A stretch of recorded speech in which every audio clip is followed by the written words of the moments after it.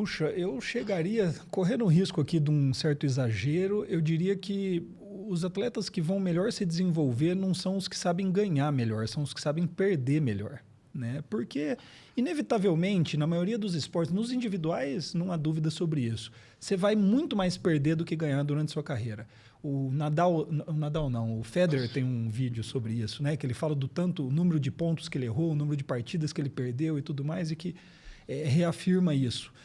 Então, eu costumo dizer para as minhas meninas lá no hipismo que a gente tem que aprender a perder com honradez e ganhar com humildade.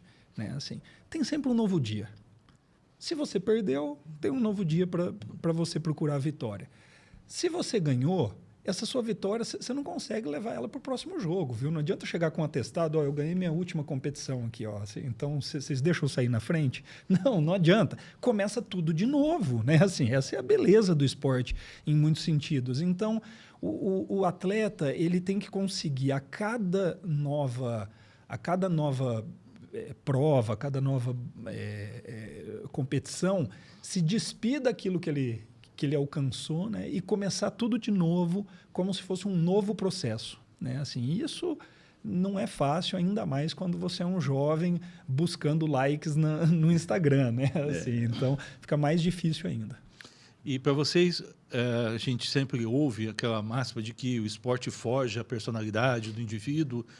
De que maneira existem impactos desse sentido, né? Da composição aí, do desenvolvimento das atitudes do indivíduo depois como adulto a partir do esporte? Que o esporte contribui para a formação desse caráter?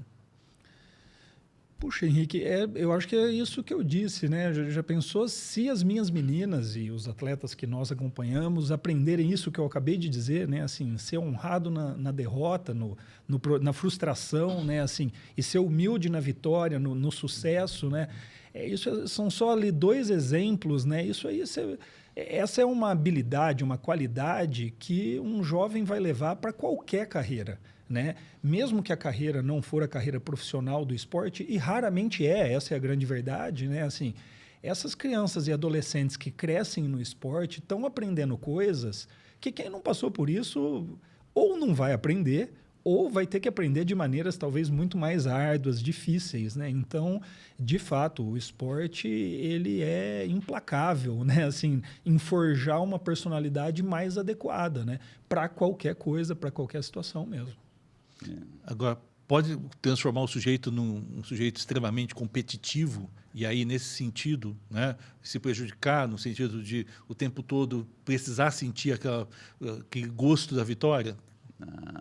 Bom, assim, deixa eu contar das minhas experiências. Assim, acho que sim, né? Na verdade, o esporte, eu acho que ele exacerba, né? Ele externaliza muitas vezes aquilo que o atleta tem represado, escondido. Então, as demandas do futebol, do esporte, né? Alto rendimento ou não, e costumo dizer nos dias de hoje, eu tenho uma filha de 12 anos e a gente fala muito sobre isso. Assim, hoje em dia, competir passa a ser um privilégio. As crianças já não sentem mais tanto prazer e o próprio processo, as escolas diminuindo as aulas de educação física, atividades que são mais recreativas do que competitivas. Então, com certeza, nós vivenciamos isso, né? Eu joguei futebol, imagino que todos tenhamos praticado e competido, né, enquanto jovens. Então, isso tem tudo a ver com a formação do caráter, com a formação da personalidade, porque a gente sabe que a vida adulta, embora, né, os nossos filhos, quando estejam na vida adulta, pode ser que coisas tenham mudado, mas ele vai ter que brigar com alguém, ele vai ter que competir com alguém, ele vai ter, porque essa é a realidade sob a qual a gente vive. Então, privar uma criança da competição é como se você estivesse tirando uma parte do desenvolvimento dela, que pode ser que na vida adulta se manifeste e se apresente, né, de uma maneira que ela talvez não vá ter recursos para lidar com isso. Né? Então, a relação entre o esporte e formação, caráter, personalidade, né, eu fico sempre pensando sobre isso. Né? Aquele livro da Carol Dweck, que fala sobre mindset, eu fico sempre pensando sobre isso. Assim, por que alguns atletas são muito outliers, né, são muito fora da curva, outros não? E tive a oportunidade de conviver com grandes atletas olímpicos, de seleções nacionais. Então, assim, esses caras na rotina, da Alessandro, da época que eu trabalhei no Inter de Porto Alegre, esses caras são forjados de uma pele diferente, de uma coisa diferente. Então, a maneira deles se relacionarem, claro que eles têm uma estrutura cognitiva de tomada de decisões muito mais apurada, mas esses caras eles começam a repetir padrões, né, de comportamento, que a coisa passa a ser natural para eles. Né? A hora que você olha do lado de fora, você fala, caramba, como esse cara pensou tão rápido assim? Então, é claro que exista, talvez, uma predisposição para esse cara que encontrou o dom em vida florescer, né, dessa melhor versão dele. Mas não tenha dúvida, assim, o esporte, por ser muito competitivo, por ser muito resultadista, especialmente esse alto desempenho, aquilo que nós estávamos falando, né, grande parte do nosso trabalho é mais desenvolvimentista, é claro que é resultadista.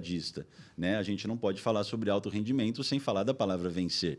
Né? Ele está lá para vencer. Eu costumo dizer que a alta performance é isso, é você superar alguém, é você vencer alguém. Então, você vai ter que ser mais forte e melhor que alguém. E isso é uma parte inegociável, é um valor inegociável da alta performance.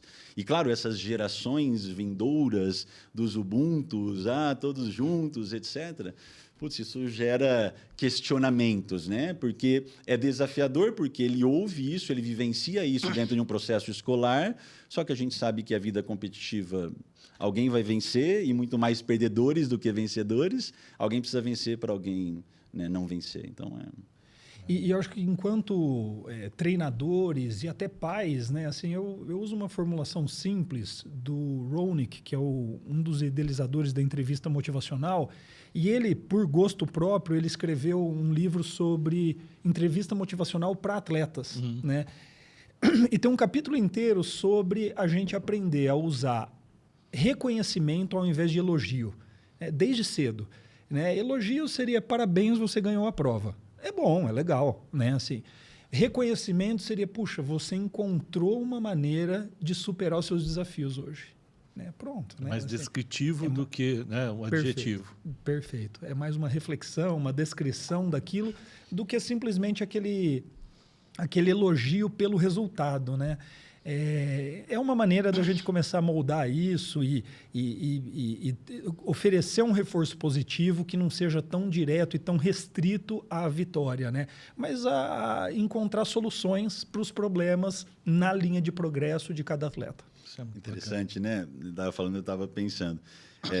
Talvez seja essa uma das grandes importâncias desse trabalho que a gente desenvolve, né? Inclusive, gosto muito daquela teoria do Abel Ferreira, das 24 horas pós-evento. Pô, se vencemos, a gente tem 24 horas para comemorar, se perdemos, temos 24 horas para lamentarmos e no dia seguinte, na reapresentação, vamos construir tudo de novo. Então, realmente é bastante desafiador nesse aspecto, né? Do desenvolvimento do atleta, a maneira que ele pode alcançar, e todos esses desafios são inerentes, né? Dentro do processo.